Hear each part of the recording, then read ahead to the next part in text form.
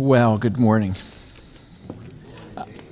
I joked about Xander taking my job, but one of my former professors at graduate school, Dr. Carlos Gupton, somebody I deeply respect. He does a lot of consulting with churches, a lot of research in churches, and he just really has his finger on the pulse of what's going on, especially within the Restoration churches, the churches of Christ.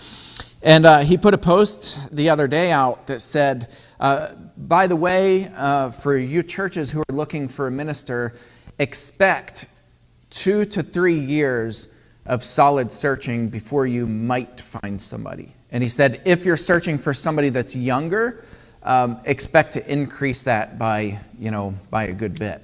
And then I think he said for every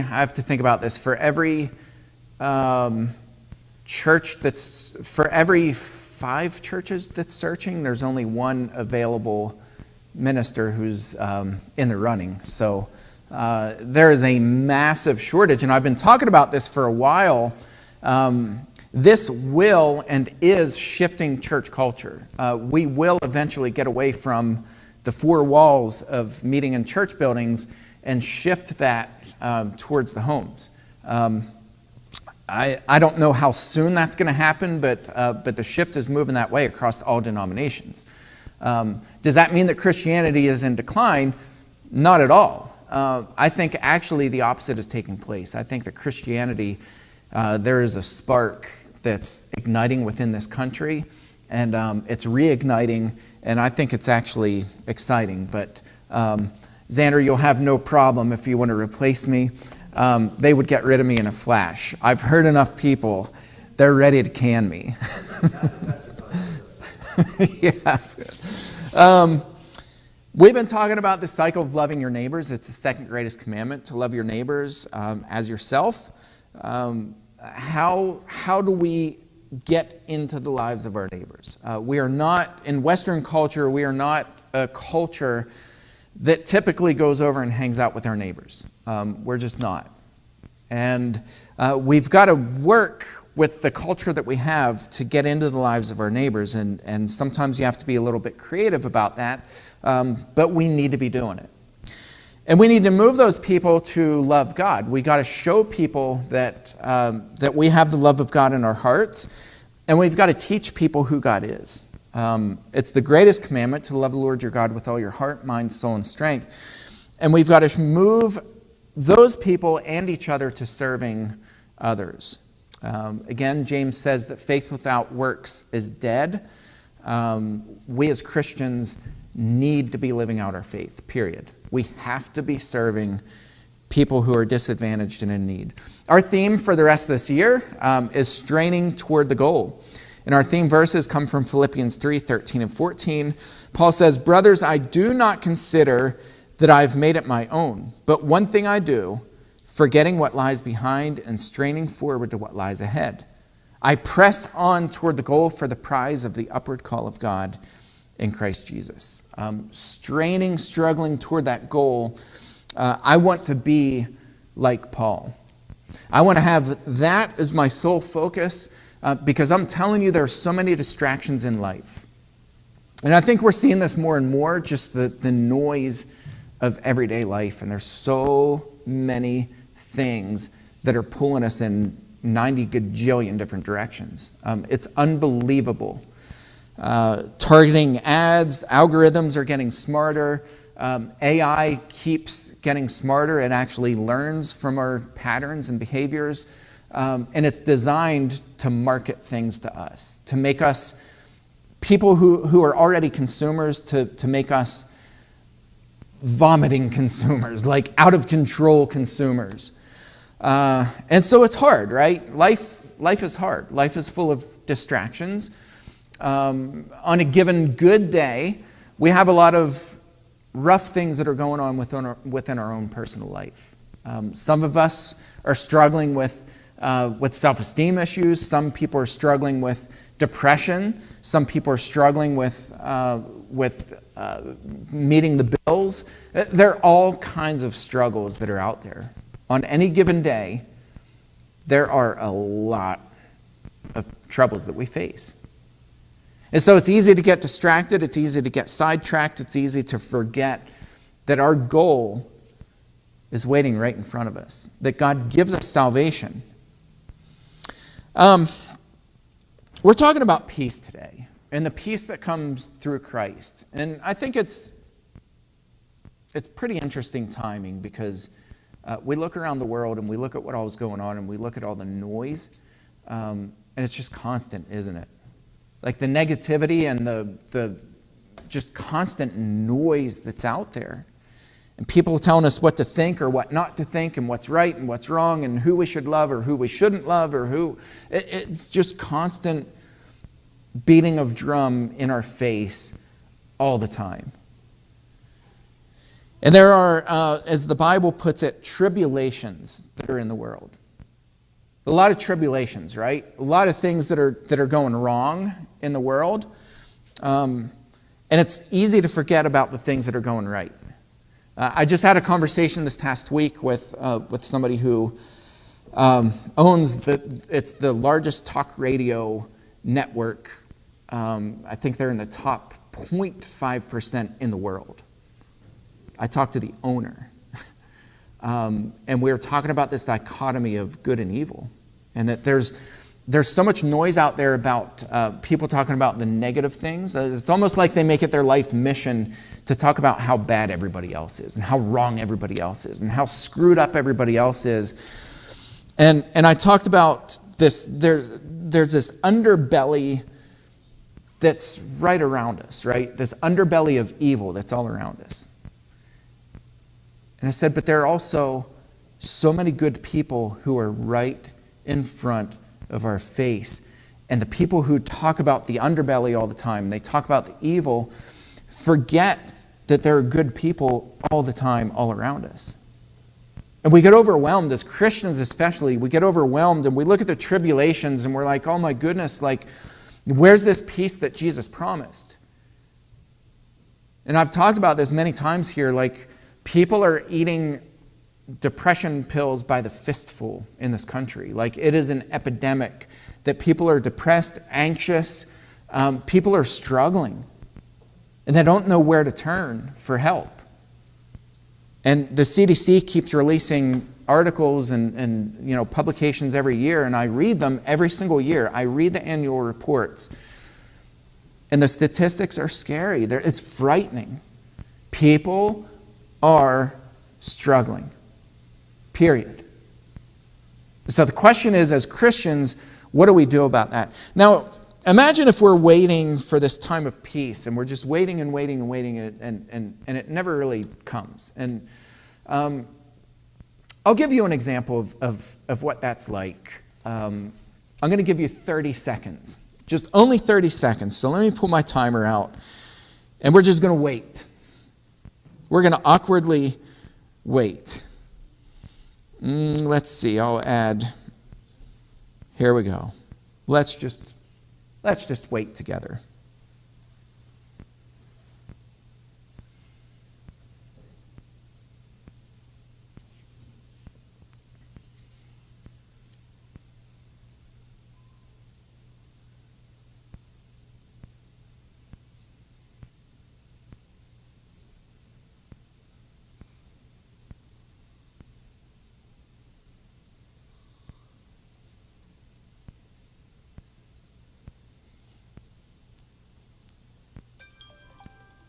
Isn't that pretty? That was 30 seconds. It's pretty painful, right? I don't know if anybody was like me. I started hearing the Jeopardy song in my head. Like, I can't do silence. I heard do, do, do, do, do, right? Anybody else, or am I the only weirdo? Yep, DP. Shanksville rules. We're smart. We think of smart game shows. We're thinking of, right? What is waiting for peace? It's awkward, isn't it? Right? When we don't have a plan in place, when we don't know exactly what we're waiting for, waiting becomes painful. And how many of us, we know what we're waiting for, we anticipate something exciting, And that excitement wells up inside of us. And yeah, it stinks waiting, but we're excited to wait. We want to wait. If it's a vacation that we're going on, or if it's some big surprise, or it's Christmas, or whatever it is, we wait with anticipation, and we're excited to wait. But when we don't know exactly what we're waiting for or how we're going to get there, it becomes painful. It becomes awkward. It becomes scary. We can't do silence. And so we fill our life with what? Noise and things to occupy us. I think a lot of the reason people, not all people obviously, but I think a lot of people struggle with depression is because they don't know really what their purpose is in life. They don't know where they're going. They don't know why they're here. They don't know what they're waiting for, and they can't sit in silence. They can't be content. And the Israelites were waiting and waiting and waiting for a really long time. I want to begin with this section where the prophetess Anna is at the temple. And she'd been waiting at the temple, right, for a long time. And here's what happened. There was a prophetess, Anna, the daughter of Phanuel of the tribe of Asher. She was advanced in years, having lived with her husband 7 years from when she was a virgin, and then as a widow until she was 84. So she's 84 at the time of this writing, when Luke wrote this. Bless you. She did not depart from the temple, worshiping with fasting and prayer night and day. Imagine this. Day after day, week after week, year after year, she's at the temple praying, fasting, waiting. And by the way, she's a prophetess, and I think my belief is that she knew that Jesus was coming. She knew what she was waiting for. And then this happened. And coming up at that very hour, she began to give thanks to God and to speak of Him, that is Jesus, to all who were waiting for the redemption of Jerusalem. People were waiting. People were waiting in Israel. They were waiting for this redemption. They were waiting for the Messiah. We have people like the Essenes, right? They were waiting. They were like locked down, hunkered down. The community at Qumran is such a bizarre community because it was like this little village of people that we're pretty sure John the Baptist came from, and they literally were hiding within the confines of this tiny little village, preserving the scriptures. We found in the 1940s, we found an unbelievable amount of manuscripts that were written pre-Jesus. It's the oldest manuscripts that we have by far. Before that, the earliest manuscripts in Hebrew that we had dated to about 1000 AD that were actually handwritten manuscripts. These predate those by over 1,000 years.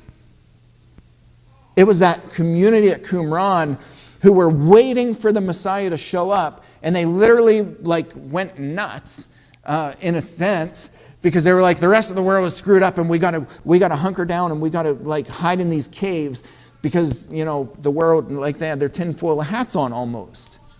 God used those people who were waiting and waiting and waiting to preserve the scriptures that we have, and we're almost positive that John the Baptist came from that community. How cool is that? When we know what we're waiting for, waiting becomes a little bit easier.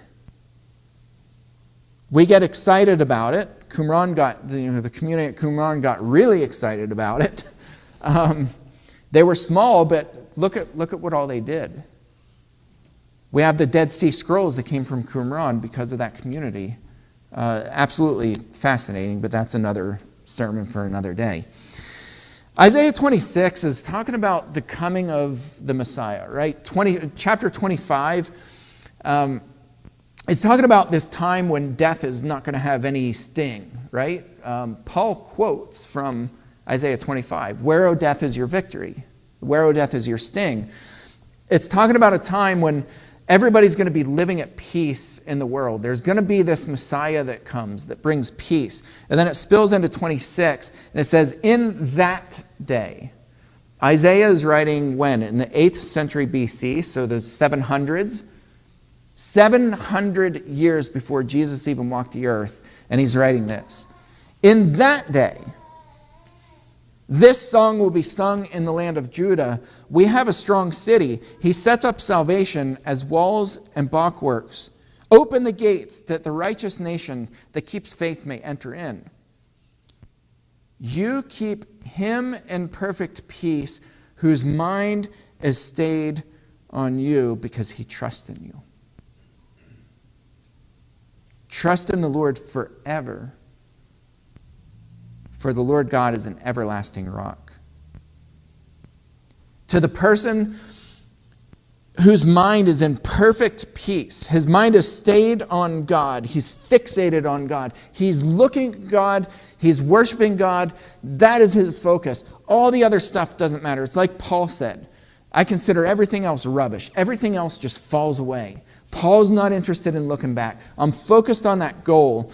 To the person who's looking to God, he trusts in God, he's waiting for God, God brings him perfect peace. I love that verse. I love it, and I'm also a little bit annoyed by it because I have a hard time living by this verse.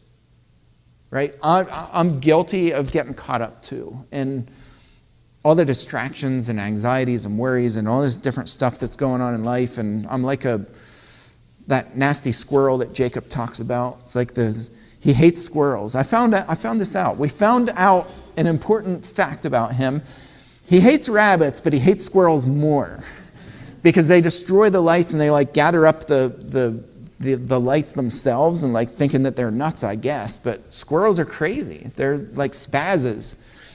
I'm like the squirrel, right? I get distracted by everything. I have no focus. I'm like all over the place. And so I love this verse and I struggle with it. Because God keeps in perfect peace the one whose mind is stayed on God, is fixated on God. And I love this passage from John 16. We'll close with this. His disciples said, now you're speaking plainly and not just using figurative speech. Now we know that you know all things and do not need anyone to question you. This is why we believe that you came from God. They finally get it. They have this aha moment. Like, oh my goodness, we know now that you know everything. You've been here since the beginning of time. You are God in the flesh. They get it, right? They get it. This is Jesus' answer. Do you now believe? Behold, the hour is coming. Indeed, it has come when you will be scattered, each to his own home, and will leave me alone. Like, right? They think they have it. They got it all together. They finally figured it out. And he's like, no. There's going to be a time when I'm on the cross, when I'm dying and you guys are gone. You guys won't be here. You're going to abandon me. You're going to be gone. You're going to be full of anxiety and worry and despair. And, look at Peter. Like, Peter absolutely melted down. He says, yet I am not alone, for the Father is with me. I have said these things to you, that in me you may have peace. That's interesting, right? He's saying, you guys are going to abandon me. You're going to take off. You're going to be all worried and scattered and all over the place. Peter almost vomited, literally, when he denied Christ. Luke's account is absolutely crazy. It's so intense. When Peter denies Christ, he breaks down crying. Jesus looked at him, and Peter turns away, and he just breaks down weeping. He's absolutely out of control, out of his mind, because he abandoned Christ. I mean, imagine living with the weight of that, the guilt of that. Jesus told you, he told Peter, you're going to deny me 3 times after the rooster crew. You're going to deny me.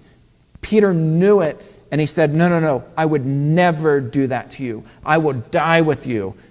Peter denies him. Jesus turns and he locks eyes with Peter, and Peter absolutely is crushed. Jesus is warning them that these things are going to happen. Why? I've said these things to you that in me you may have peace. He's not saying it to shame them. He's not saying it to guilt them. He's saying it so that they remember that our peace is in Christ. That's where we get it from. All these people looking for answers. I mean, it's unreal the amount of just reckless stuff that people are doing to try to find some kind of purpose or peace in life. People are ruining their lives literally to try to find some semblance of peace or some kind of acknowledgement because nobody gives them attention. And I mean, it's crazy, guys.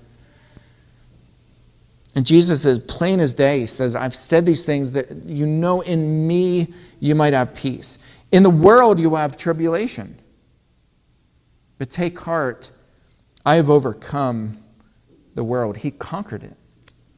And we've got to believe this. We've got to believe that we don't need to wait anymore. We're not like the people in Isaiah's day who had to wait and wait and wait and wait and wait and wait for this redemption to show up. He came. He lives in us. You know how incredible that is? Do you know how many billions of people didn't get that opportunity up until the point when Christ actually came? We have him. We need to remember that with all the stuff going on in the world, we need to bring it back to our roots. We need to be like Paul, be fixated on that goal. We need to be, like Isaiah says, the person who's fixated on God. We need to allow, we actually have to allow Christ to give us his peace. I feel like sometimes we just reject it. We're just so defiant, and not intentionally, but we're just so caught up in all this stuff that's going on in our life and in the world and in our home and outside of our home and in other people's homes. And like we just worry about everything. And we need to permit Christ to be Christ in our life.